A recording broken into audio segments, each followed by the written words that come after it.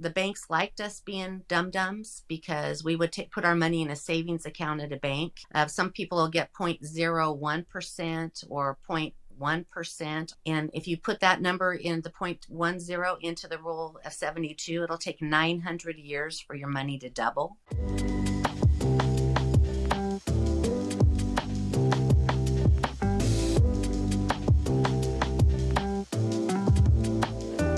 Wow, we would have never believed this. We're on Spotify, we're on Apple, we're on Google. Go out there and listen to us. So we're excited about it. We're glad you're excited about it too. Hey everyone, welcome to Lunch Break. I'm here with Abigail Rojas and our friend Tammy Littlefield, a financial educator with the How Money Works company. And we're just going to talk about Tammy and share a little bit with you about her life and her journey, and then also a little bit about just what she does in her organization. So Tammy, thank you so much for being here. We're excited to have you. Oh, thank you. Well, thank you. It's so great to be here, and I'm excited to get to share with you guys what it is I do. Awesome. So this has been a journey for you because you weren't always in this educational field, right? No, I wasn't. I actually, when I was growing up, I wanted to be a wife and a mom. That was about all I ever aspired to do, and I've been extremely blessed that I've been given that. I'm also grandma now, but I worked in the grocery business. I started straight out of high school. I worked at a local store for 29 years.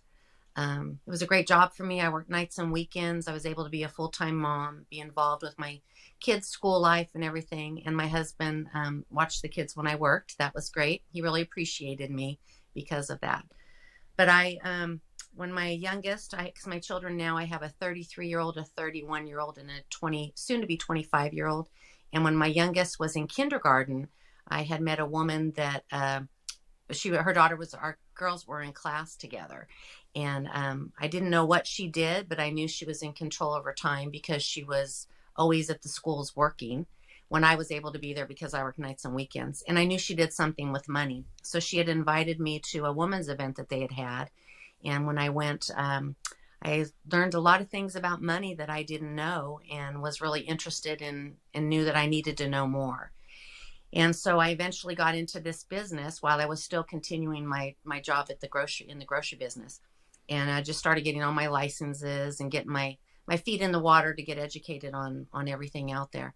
And figured by the time that my family and friends were ready to retire, I will have been in the business for quite some time. And I'd be able to help everybody because I would always do what's right for them. And God had a different plan for that because he real quickly helped me realize that by the time I met with all my family and friends when they were ready to retire, it was going to be too late because I'm going to be sitting across from the table when they're ready to retire and tell them, but you can't retire because you don't have enough money. So it's been a journey. I think what I see so much in our society is that because we don't teach financial education in schools, people just don't understand how money works, and people aren't able to connect the dots. They don't realize that if you're working and making, $100,000 a year and you've got $100,000 in your 401k, when you retire and you're only getting Social Security, that's generally about 40% of what your previous income was. So either, people don't realize that. So all of a sudden you go to retire and you have 60% less income. You're having to pay for medical insurance now. Just so many things that people don't know. So anyway, like I said, it's been a journey that God just put me in a profession where I'm able to, touch people's lives and help them understand what's out there. And I think for me, it's been my ministry really is to be able to talk to people and let them decide. Some people, they have blinders on and they're fine to keep their blinders on, but at least I know that I've given them some information that they can then choose what to do with. So was there anything in particular that kind of opened your eyes and like led you to do that, or was it just kind of a gradual thing? Yeah. Oh no, it was pretty. We lived a life. I'd always, worked. Like I said, I worked in the grocery business. I worked part time. My husband was in construction, and so we lived paycheck to paycheck. And we lived a feast or famine lifestyle. I don't know if either of you guys have anybody that lived like that, but when I was introduced to this business, I realized that I needed to understand how to make more money, because we made money, we spent money, and we never had enough. We had more months than we did money. And so I knew that I needed to learn more. And it's really equipping ourselves to make it so that money isn't in control of us. Because if we can take control of our money, then we're in control of the choices that we make. But most of us, just people, we get our money and we spend our money and we don't know where it goes.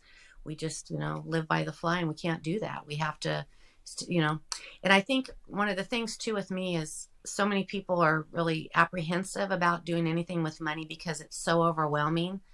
Well, that's why you work with somebody that does it, that works in that arena, because I have the insights. I've been there. So I'm able to help people understand how they need to approach things, and, and not be so overwhelmed. Because it's, like I said, if we don't understand how our money works, then, we're at the mercy of everybody out there that's trying to take our money. Because we all know, you walk in, used to be, you just walk into a store and everything's out at you. Now, my goodness, Amazon sends you reminders and tells you stuff's on, that the deal of the day that you need to look at, or, we can get everything in an instant, and we have to know whether or not it's something we need or it's something we want, and then make those choices. So is there like a multiple, you feel like, when people retire, like if they want to be at their existing income, and maintain that lifestyle, right? I understand that people can take a decrease in pay and still be fine because they don't have as much expenses. But let's say someone wanted to maintain their existing lifestyle. What is that number? And obviously it's different for everybody because salary ranges are different and so on and so forth. But what do you go on a multiple, or how do you kind of figure that out? Well, for everybody that we sit with, we want to do what's called a financial needs analysis. That's where we help you go in and figure out what you have coming in, what you have going out. And that's the first step, is knowing how much you have. And then when we look forward for someone that wants to retire, if you want to retire in 20 years, we're going to have to put the numbers into software that's going to put inflation into those numbers, because the money that you make today isn't going to go as far, 20 years from now. So you have to make sure everything's proportionate in there. And another thing a lot of people don't look at is taxes. Taxes have a huge effect, especially the environment that we live in now, with the trillions of dollars that continue to be added to our debt as a country.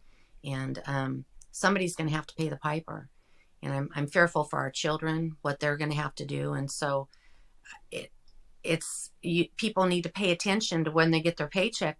The average person, like, I don't know if you guys have a 401k where you work, the average person, when you have a 401k or a pension, the money, generally people put it in before taxes, because then you have more money to spend, more money to live on. And there are cases that people need that money now. If they have a family, they're, like I said, barely making ends meet, they need to have that money now. But the problem is, when you go to retire, if it's 20, 30, 40 years from now, you're delaying paying those taxes. The government's saying, hey, you don't have to pay your taxes now. You can wait and pay them later. But the problem is, we have no idea what taxes are going to be like in the future. And an example I like to use is, if I was to lend you $100,000 today and told you I'm not exactly sure how much I'm going to charge you for interest, would you take that loan from me? I wouldn't think so. You wouldn't take a loan if you don't know how much you're going to have to pay in interest, right? Yeah. But that's essentially what they're doing, though, when we delay paying the taxes on our money that we're saving for retirement, because they're going to make the decision on how much we're going to pay when we get there, because it can change. The government's in control of that. So, but when like I said, we meet with people, it's just really important that you understand where you're at and you know where you want to go. They talk about a roadmap that you have. It's something we have to look at. And just so you know, for everybody out there that's listening along with you too, I know a lot of times I talk a lot and I give a lot of information, and please don't let that overwhelm you. It's because I do bite size when I actually sit with people. But when I have an opportunity like this, I want to pour all the information out that I can, Sure. because I never know what's going to hit home for somebody. Yeah. No, So, I think the information that you're giving is really helpful because I think even for, I can speak for myself too, but I think a lot of people, they get a lot of anxiety around their finances because they lack that education. So once you become right, educated and you kind of know how to work and maneuver your finances, I think it becomes a little easier, and like that anxiety lessens, and it's not this like huge monster now. You just have to take bite sizes and kind of work through it, and there's steps that you can take to right, improve, your finances, and once you have your finances kind of organized, then you improve the quality of life that you want. And then I don't know, I think it's really yeah, important to educate yourself, but I also don't think people know that they lack that education, so and also right, a lot of people don't know where to go or who to talk to, right, or right, even, I mean, again, with the finances, oh, maybe I don't have enough money to go see a financial educator. How much do they charge? So like, right. I think it is And that is important. something, right. Sorry, I didn't mean to interrupt. That's something that we bring to the table. Yeah, no, Mm-hmm. I didn't mean to interrupt you. That's something that we bring to the table too, though, is that we never charge to meet with anybody. And I Mm-hmm. think for, like I said, this has been like a ministry for me because I'm able to talk to anybody that wants to learn. I'm able to Yeah. give them the information, and some people, they're ready to do something. They need to have me sell them life insurance or help them with the retirement planning, and I'm able to, or help them understand how all the pieces of the puzzle fit together. Mm-hmm. And so I'm able to do that without charging them money. The way that we get paid is then if I have a solution for them, if somebody needs to open a individual retirement account, I'm able to do that for them, and then I get paid by the companies that I sell the products through, or by the assets under Right. management. So it's I think sometimes because we don't charge, it makes some people feel like the value isn't there, which is, that's a hard part for me, that because it is such a value. It's something that, like you were Mm-hmm. saying, everybody needs to do. And I wanted to point out something too about women. When I first started in this industry, one of the things that I saw right off is generally, and I don't think it's as much anymore, but generally men, especially my generation, men a lot of the times handled all of the money. And so I know with my parents' generation, it's called the silent generation. A lot of that generation, the men were in control of all the money. Mm-hmm. So a husband and wife would go sit with a financial advisor, and the financial advisor would talk to the man. And the woman was just sitting there, and she didn't understand things. Mm-hmm. Kind of like, it reminds me of like football. When I was young, when I was in high school, I was a song leader, and I wasn't real good at that, but I was really good. I understood football, and I loved football. So we used to have these blocks that we stood on at the football games, and we all rotated. Everybody would move, but I didn't rotate. I stayed on my block because I told everybody when we're supposed to make offense and defensive plays. That was what I did, and I feel that's what we need to do, is we need to have somebody that's in our court that's going to help us, direct us, help us so that we understand what we need to do. Mm-hmm. So, So with that said, I'm curious, what is the most common fear or question that people have when they come to you regarding finances? um, well, generally, for the older generation, it's definitely they're frightened that they're going to run out of money. That's probably for a lot of them, and some of them it's tough because they're older and there's not as much time to do what you can do. Um, the rule of 72 is it's Albert Einstein called it the eighth wonder of the world. It's a mathematical calculation that just tells you how long it takes for money to double. And I have this book that anybody out there, please reach out to me if you'd like a copy of this book. In this book, it goes through and tells you about the rule of 72, and helps us understand how we can have that work for us or against us. Real quick, Tammy, And for audio yeah, yeah. listeners, can you let us know the title of the book? Oh, yes. It's called How Money Works. Stop Being a Sucker. Mm-hmm. And they say that stop being a sucker might be a little offensive to people.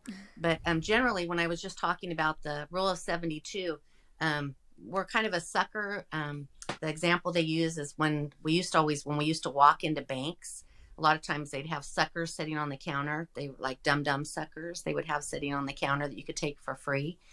And they said that the banks liked us being dum-dums because we would put our money in a savings account at a bank. And this is a big one, you guys.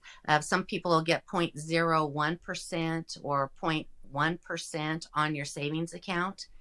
And if you put that number in the 0.10 into the rule of 72, it'll take 900 years for your money to double. Compared to if, like right now, a lot of banks are giving you 4%. So if you put your money in there every 18 years, your money would double. It's so they say that we're suckers because the banks say, well, we're just going to we're going to go ahead and give you 0.1% on your money for interest. But then we're going to go out and charge people 21, 24, 29.99% on interest. And it's, when you really look at that, there's no wonder that the banks have these big, huge buildings. When we go to, San Francisco, or when you look in like New York, they have these huge, huge bank buildings because they make a lot of money off us. Yeah. And so like I said, so we don't want to be a sucker. We need to be the ones that understand. And something else I wanted to mention too is that we talked about that you want to be educated so you understand how everything works. And it's really just, I want to re-emphasize, it's just understanding things. You don't have to be the one that really understands like we all understand a car, that you need to put gas in your car, right? We know that. We need to check the oil. Those are the basic things we have to do. But we don't have to know how many valves are in there or how the spark plugs work. We don't need to know all of that. Mm-hmm. But we need to know the basics. And that's with finances. It's like that too. Not even if it's not somebody's area that they really want to really focus on that, or they're really nervous about that. They just have to know the basics overall so that they know that how important it is to pay attention to the choices you're making, how much money they're paying you on interest, how much, because credit cards, oh my goodness, you guys, that's a scary thing right now. What's happening to a lot of people out there is they may have credit cards that were, when they got them, they were at $12.99, $16.99, or 21.99%. And now they're at 20.99 or 25 or 29. And when you spent your money originally and used that credit card, you may have had it at that low rate at the 16.99, not realizing that they can, because it's a variable rate, that now you're being charged more for something that you spent 3 years ago. So, Tammy, what is the premise of your book? The premise of the book is it has what's called 7 milestones, and what it does is it's a financial book that was written so even a 14-year-old kid can understand it. I've heard of 8-year-old kids that are reading it and understanding it.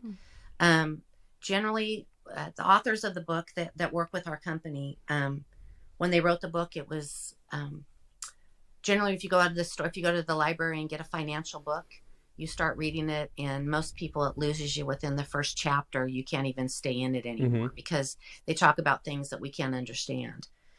So they wanted this book to be really simple. This book has cartoon characters in it that they use to use different, show different scenarios of people's lives, of things that they're going through.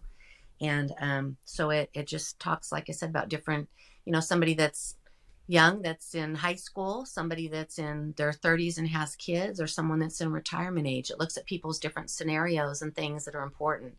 So it does briefly talks about that, and then it actually goes through the 7 milestones of money that just, start. The number one is a financial education, which is the starting point, which starts by reading our book. And it's an easy read. The average person can read it in about an hour and a half. And it's a good read. And I don't think I mentioned, we have a book for women, a woman by the name of Sharon Lector.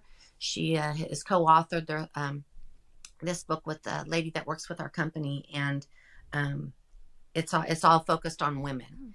And so they have one from each of the different decades going through, because like I said earlier, women, a lot of times when we don't handle the money, or we don't make as much money typically as men do, we have babies, we're out of the workforce for a while. There's a lot of different dynamics that affect us. And so they wrote a book specifically for us that's supposed to be out next month. So I'm really looking forward to that, because it's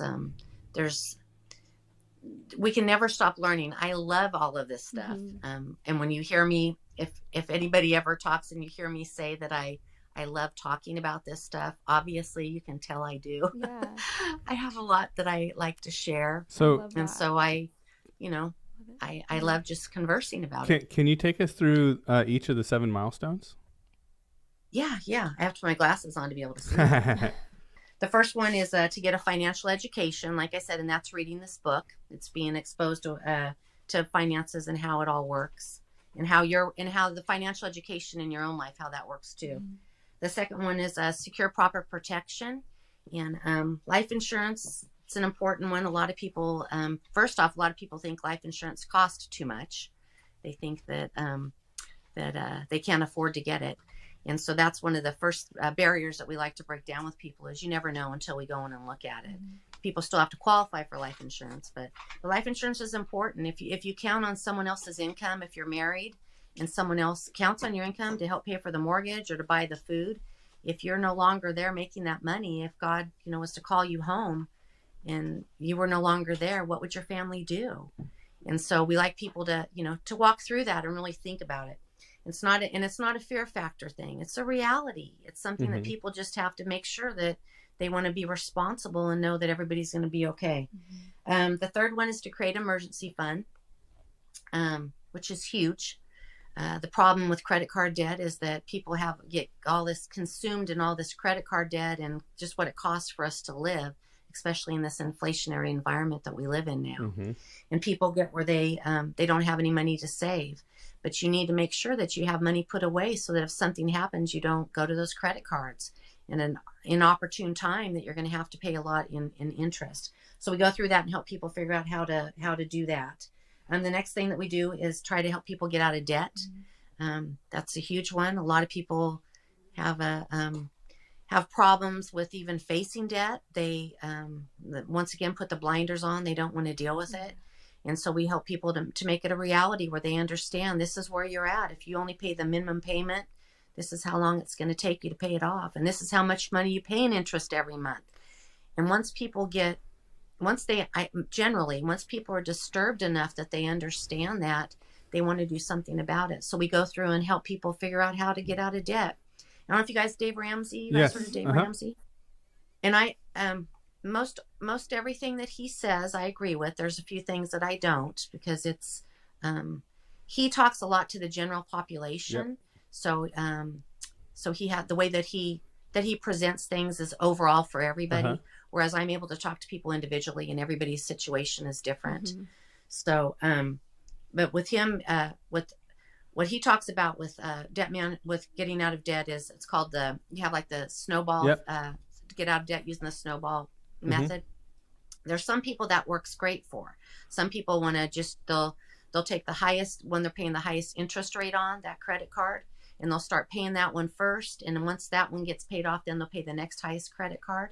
But sometimes it may take a long time to pay off the one that has the highest rate. So for some people, just like when we're on a diet, some people need to lose weight faster, so they need to do something more extreme instead of doing it sometimes the healthy way. Well, with getting rid of debt, it's kind of the same way, that either some people need to start where they need to be rewarded. So just like when you lose weight, you feel rewarded, it keeps you going. So if people have debt, we'll look at their credit cards and start with the lowest balance, and you pay on that balance. And then once that's gone, then what you were paying on that balance, you move up to the next credit card. And it's like I said, debt's very, it's an awful thing. It's very consuming. It's with you 24 hours a day. That interest is always working against you. So it's something with the younger generation. If we can teach them to never get into debt, that's huge. And on a side note, a way that you stay out of debt is you have to, when you look at your expenses, you have to make sure that you're saving monthly. You're really showing what you're really spending. For example, say you pay your auto insurance once a year. That it's always just, you pay once a year. Say it's, $500 a year you pay for auto insurance. Well, or let's do 600. It's easier math. So if you have $600 a month you pay for auto insurance, that's $50 a month that you're spending every month because you're paying into the end of the year. So you need to plan for that. You need to budget, put that into your budget, that every month when you get paid, you're putting that $50 away. I do that with my DMV tags, because those are an annual thing. I do it with tires for our cars, because we know every so often we're going to need new tires. Mm-hmm. I do it for, we have an appliance fund. I have a vacation fund. We're going on vacation. This money's coming from savings.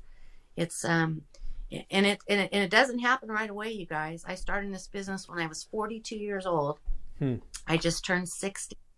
And it's, I had a lot of bad habits I had to correct, but it's something you just, every day's a new day. When you have a budget or a spending plan and you mess up on it, it's okay. You start over tomorrow. You just keep moving forward. A lot like our faith. We mess up all the time. We're sinners, we screw up, but God wants us to, ask for forgiveness and start again and just try to, to correct and go the right way. And I find in this, with finances, it reminds me a lot of what we have in faith, though. It's something that with me, I feel like it's, we just like when we share about Christianity with people, we're just sprinkling seeds, and sometimes they take root and sometimes they don't. But God wants us to be responsible with our money. There's no doubt about that. That's okay. Right. The next one, were you going to say something? Nope. Agreeing with you. Okay. The next one is to increase cash flow. When we go through and look at everybody's financial situation, sometimes people are living on credit cards. They're putting things on credit cards because they're not making enough money. And they need to understand that. If you don't have enough money coming in, then you can't spend that money. Instead, you need to go get another job, or you need to, work a second job, or figure out some way to have more income coming into your home. And it's a tough one for a lot of people to look at, but that's where the side gigs come in nowadays. That's a lot easier to do a lot of different things. And so we encourage people to do that. And then the last thing we look at is this actually number 6 is to build wealth. And that's where we want, and once we've gotten everything in line, then it's time to start saving for retirement, to make sure you put money away for, so that when you get older, that you have money to make up for that gap if you're getting 40% of your income. Because interesting about retirement also is, it used to be that the population, like my parents' generation, the silent generation, most of them had pensions. They worked for companies that they rewarded you for working for 30 years for their company by putting money into it's called a defined benefit plan. They put money into this investment for you that when you retire, then you get to start taking from this account for the rest of your life, however long you live. And everything's shifted now. It's not like that anymore. There's very few companies that, less than 10% of the companies out there offer that. So instead of a company putting away for your retirement, it has shifted now to us, that we need to save for our own retirement. So people have to understand how to do that. They need to know how much money they need to save. And so that's where, you figure out your number, what number that's going to be that you're going to need to hypothetically when you retire, and you start saving towards that. And that too, when we meet with people, I meet with them every year. We go back through and reevaluate the way things are, because things are changing all the time. It's not ever set in stone. I mean, what's happened since 2020, there's been a tremendous shift in the way that, people live. And if anything, I hope that has helped people understand how important it is that they do have money put aside. That, imagine if we all were taught about money and we all had savings accounts. So when that happened, the government didn't have to come in and rescue everybody. That we were taught to be responsible and take care of ourselves. Right. So you can take control over your financial life, but it starts with you, and it starts with your choices and the education. So money doesn't have to control you forever. Right. Yeah, it really doesn't. And then the last milestone is to protect your wealth, and that has different meanings. We definitely talk to people about estate planning. And anybody out there, this is something that's really important. Whenever, I don't know if you guys have lost anybody close to you, but when you lose somebody close to you, it's very emotional.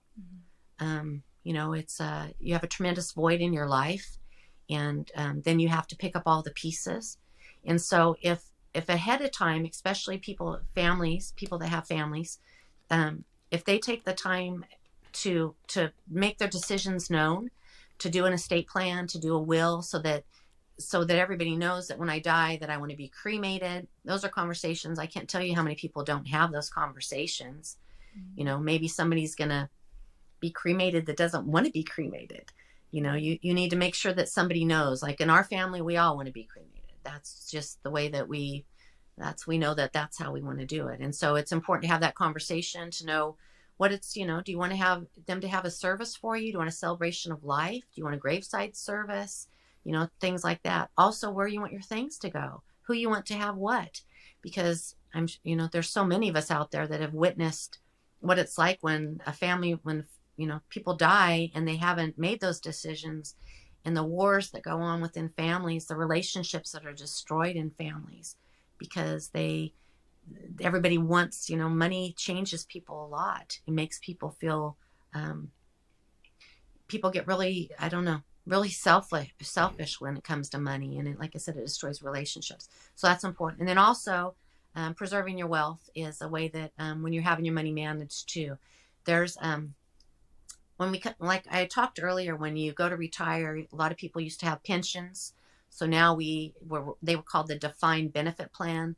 Now we have defined contribution plans, and that's like a 401k where we have contributions that we make into these plans. And so eventually, first we have to figure out how much money we're going to need for retirement. That's the first number that you need to figure out. Then you need to figure out how much money you need to be saving every month so that you're going to get to that number. Then once you get to that number, you have to figure out how you're going to make that money last for 20, 25, 30 years when you're no longer making money.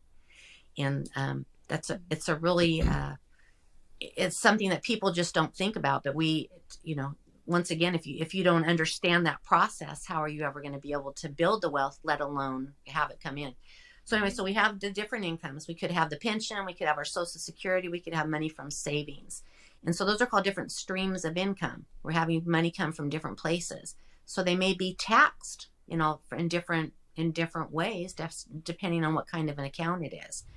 And so we have to make sure that we pay attention to how that money's coming. People can create their own pension. They can use a product that they put their money into, that then when they go to retire, that money will pay them like Social Security or like a pension. It'll like a defined benefit plan where it'll pay them a check every month for the rest of their life.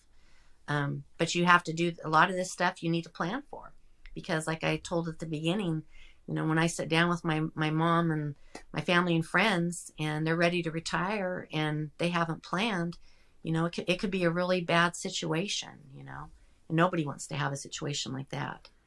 So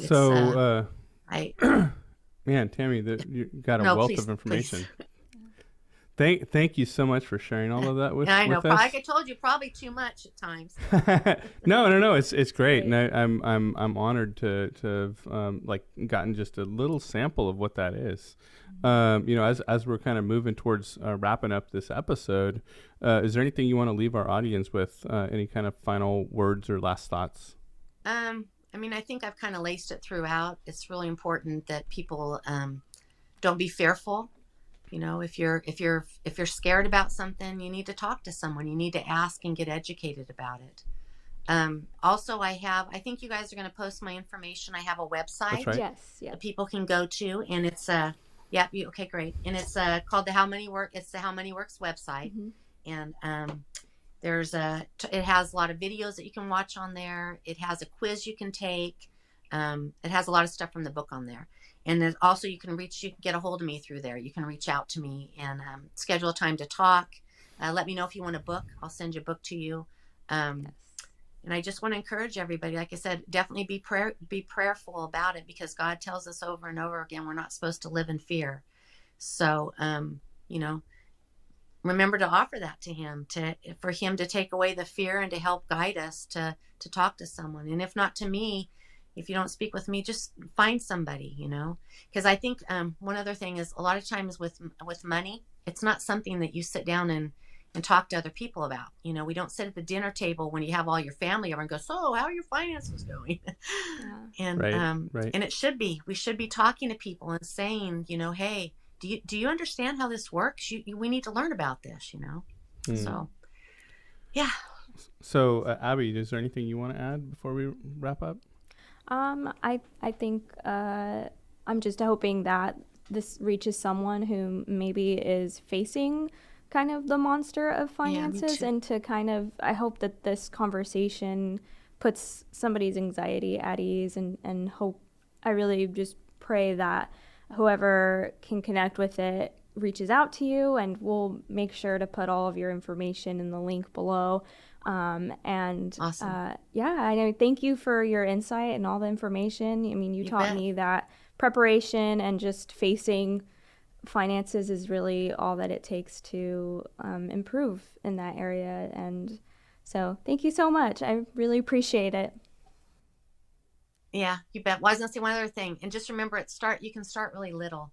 It's not Mm-hmm. like you know, people look at finances like you said. It's bite-sized pieces is what you have to do with Yeah. this. You Mm-hmm. just take it. So no matter where anybody's at, you know, my favorite is to talk to the younger generation, because if they can have this education now, it can change the whole trajectory of their life. Yeah. You know, so Well, I just want to say, if you're watching this and you need help with that, we have all the links for Tammy. We Yeah. can put you in touch with her. Thank you guys so much for watching. Have a great day. God Thanks, bless. everyone. Bye. thanks, you guys. Bye bye.